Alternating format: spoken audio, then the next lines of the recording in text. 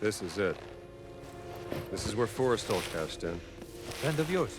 A competitor. He was good. He was very, very good. Senor, nobody has come out of there alive. Please.